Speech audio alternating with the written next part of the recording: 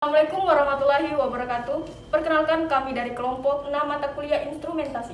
Kami akan menjelaskan mengenai fungsi autoklaf, jenis-jenis autoklaf, proses sterilisasi pada autoklaf, proses standar penggunaan autoklaf, dan bagian-bagian autoklaf. Sebelum itu, perkenalkan, saya Nur Asad Hasya selaku moderator. Saya Nur Afni Ristanjani.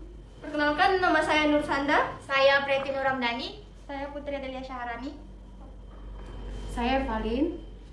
Saya Ovala Setiawan. Saya Preti Sinta. Baik, langsung saja penjelasan tentang fungsi autoklaf oleh Nur Afni Ristanjani. Autoklaf adalah alat pemanas tertutup yang digunakan untuk mensterilisasi bahan, alat, instrumen, atau media dengan metode penguapan suhu bertekanan tinggi yang dilengkapi pengatur suhu dan waktu yang dapat disesuaikan untuk mendapatkan hasil atau tujuan tertentu. Baik, setelah kita mengetahui fungsi dari autoklaf, sekarang kita beralih pada alat-alat yang dapat disterilkan, di mana salah satunya adalah Erlenmeyer.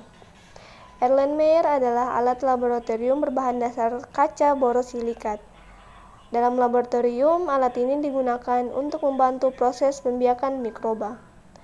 Kemudian ada tabung reaksi, di mana alat ini adalah alat uji kuantitatif yang berbahan dasar kaca atau plastik, yang berfungsi untuk mencampur, menampung, dan memanaskan bahan kimia. Kemudian ada cawan Petri dish.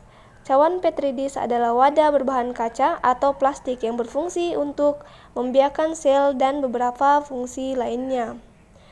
Kemudian ada alat bedah medis. Alat bedah medis ini seperti pinset, gunting, pisau, paku, dan jarum. Kemudian ada media kultur cair atau padat. Adalah sebuah kultur jaringan yang berbentuk cair atau padat yang disterilkan dengan tujuan dan maksud tertentu.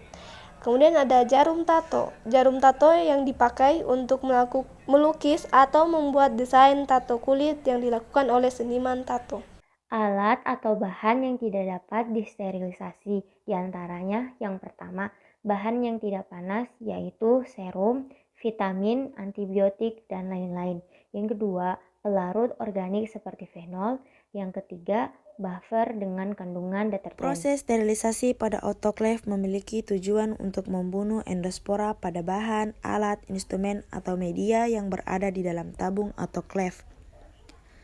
Endospora adalah sel resisten yang diproduksi oleh bakteri di mana sel ini dapat tahan terhadap pemanasan, kekeringan, dan antibiotik. Endospora dapat dibunuh pada suhu 100 derajat Celcius yang merupakan titik didih air pada tekanan atmosfer normal. Tahapan di atas juga bisa dilakukan lebih cepat atau lebih lama tergantung alatnya sendiri yang digunakan. Makin canggih alatnya, makin cepat pula proses sterilisasinya. Siapkan media. Dan hal yang pertama yang harus diperhatikan, medianya sudah dalam keadaan tepat atau tidak terlalu naik, karena jika media terlalu naik, proses penutupan autoklaf juga terhambat atau tidak bisa rapat. Kemudian dibuka autoklafnya. Yang kedua, yang harus diperhatikan juga kondisi air. Nah, ini air di dalam autoklaf dan pastikan airnya dalam keadaan bersih. Jadi, teman-teman bisa mengganti air dalam kurun waktu kurang lebih 2 minggu sekali atau 1 minggu sekali, dan juga air yang berada pada posisi garis tersebut. Selanjutnya, teman-teman juga memastikan ini adalah tempat untuk meletakkan media, dan ini bisa diambil posisinya harus berada di tengah-tengah autoklaf. Kemudian sebelum menaruh media tersebut, teman-teman harus meletakkan saringan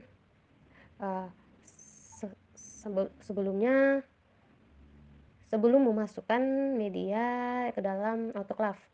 Selanjutnya, masukkan media di dalam autoklaf.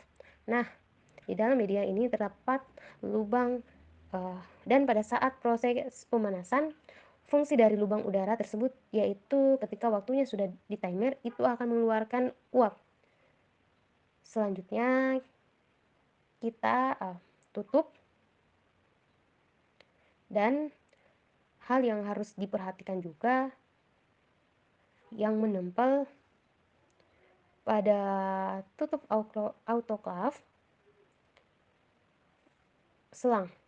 Selang ini kita pastikan masuk ke dalam lubang wadah media, baru kita lakukan penutupan secara rapat.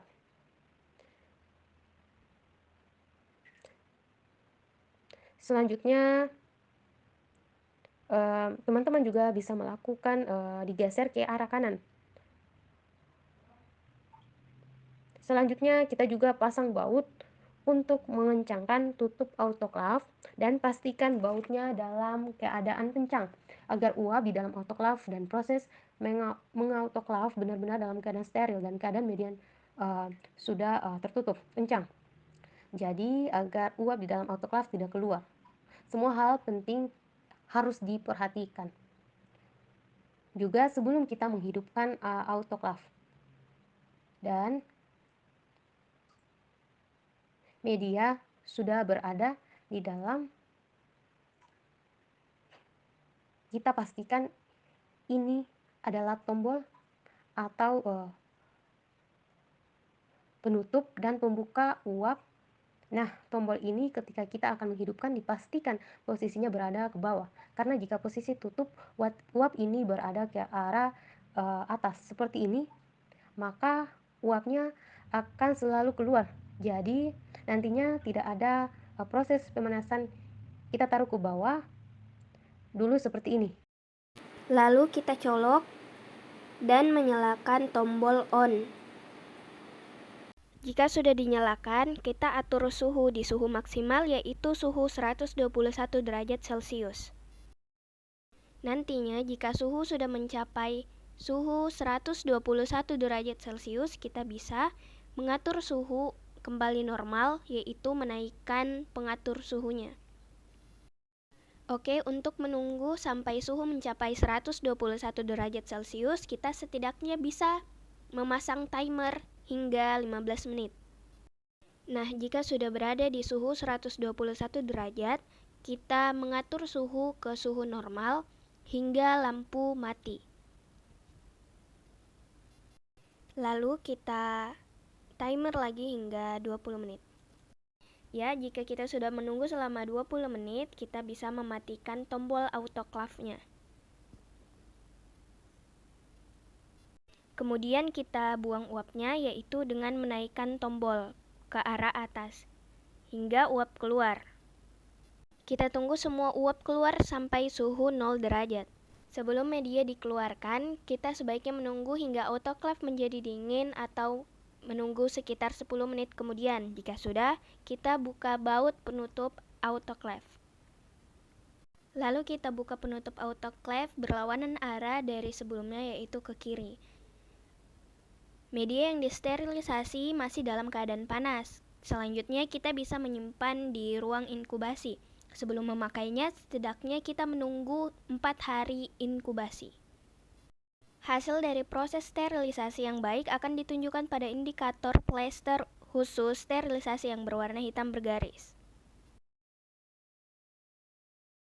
Bagian-bagian dari autoklaf terdiri dari pengukur tekanan, katup pengaman, ruang uap, gelas ukur atau media yang disterilisasi, ruangan air, sensor temperatur, katup uap, baut penutup, pembatas ruangan, elemen pemanas, dan sumber arus. Pemaparan materi tentang autoklaf dari kelompok 6 instrumentasi Semoga dapat dimengerti dan dipahami. Terima kasih. Kami akhiri dengan ucapan wassalamualaikum